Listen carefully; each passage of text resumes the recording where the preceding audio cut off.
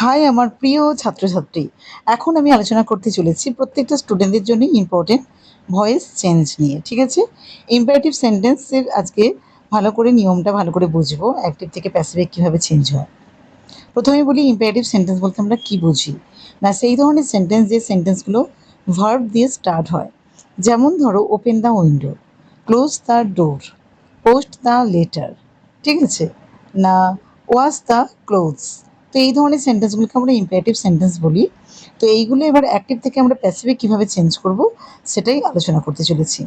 তো প্রথমেই আমরা অ্যাক্টিভের স্ট্রাকচারটা একটু ভালো করে দেখে নিই যে অ্যাক্টিভের স্ট্রাকচারটা কী হতে পারে। দেখো, মানে কী থাকলে তুমি বুঝবে এটা অ্যাক্টিভে ইম্পারেটিভ সেন্টেন্সে আছে। ঠিক আছে? দেখো, ভার্ব বেস ফর্ম অর্থাৎ first form plus object plus rest of the sentence. ঠিক আছে? ভালো করে মাথায় রাখো নিয়মটা, মানে অ্যাক্টিভ ভয়েসের যে নিয়মটা। তারপরে হচ্ছে এটাকে যখন প্যাসিভে চেঞ্জ করব তার স্ট্রাকচারটা কেমন হবে দেখো। প্যাসিভে ভয়েসে লেড, তারপরে অবজেক্ট, তারপরে বি, তারপরে পাস্ট পার্টিসিপল, তারপরে হচ্ছে মানে পাস্ট পার্টিসিপল ভার্বের, তারপরে রেস্ট অফ দ্য সেন্টেন্স। ঠিক আছে? লেড, তারপরে অবজেক্ট, তারপরে বি, তারপরে পাস্ট পার্টিসিপল অফ ভার্ব। ঠিক আছে? তো আমরা এক্সাম্পল দিচ্ছি, এক্সাম্পল দিলে তাহলে বুঝতে পারবে ব্যাপারটা কীভাবে চেঞ্জ করা হচ্ছে। ঠিক আছে? অ্যাক্টিভ থেকে আমরা কীভাবে প্যাসিভে চেঞ্জ করব দেখো। প্রথমে অ্যাক্টিভ দেখো, ওপেন দ্য উইন্ডো, তাহলে কী হলো? প্যাসিভে চেঞ্জ হলে কী হবে? Let the window B opened. দেখো লেট বসেছে, তারপরে দেখো অবজেক্ট দ্য উইন্ডো হয়েছে, তার বি বসেছে, তারপরে ওপেন পাস্ট পার্টিসিপল দেখো অফ ভার্বের ওপেন বসেছে। ঠিক আছে? ওখানে ওপেন ছিল, এটা হয়েছে ওপেনড। ঠিক আছে? নেক্সট দেখো কি বলছে অ্যাক্টিভে। দেখো, ওয়াশ দ্য ক্লোথস, তাহলে প্যাসিভে চেঞ্জ করলে আমরা কি করব? Let the clothes B washed. ঠিক আছে? এবার রিড দ্য বুক, কী হবে অ্যান্সার? না, let the book be read. ওর অ্যাক্টিভে দেখো, ডু দ্য হোমওয়ার্ক, প্যাসিভে হলে কী হবে? Let the homework be done. ঠিক আছে?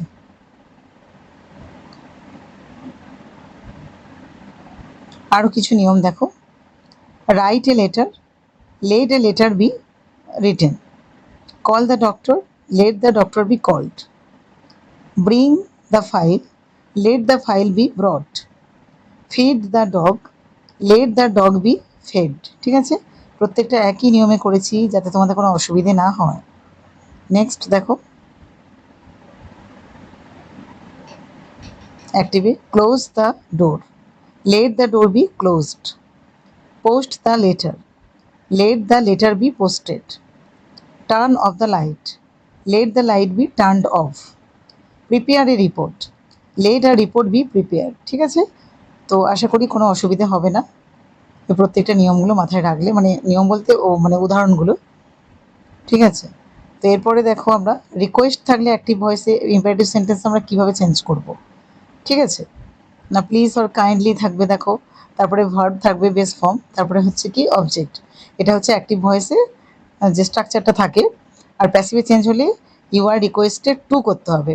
প্লিজ বা কাইন্ডলি থাকলে ইউ আর রিকোয়েস্টেড টু করবে, তারপরে ভার্ব অর্থাৎ বেস ফর্মটা বসিয়ে দেবে, কিছু চেঞ্জ করবে না, প্লাস তো অবজেক্ট। ঠিক আছে? এক্সাম্পল দিচ্ছি দেখো, তাহলে বুঝতে পারবে। অ্যাক্টিভ দেখো, প্লিজ হেল্প মি, তাহলে দেখো you are requested to help me, কিছু চেঞ্জ হলো না দেখো। আচ্ছা, কী হলো? Kindly wait here, you are requested to wait here, you are requested to wait here. ঠিক আছে?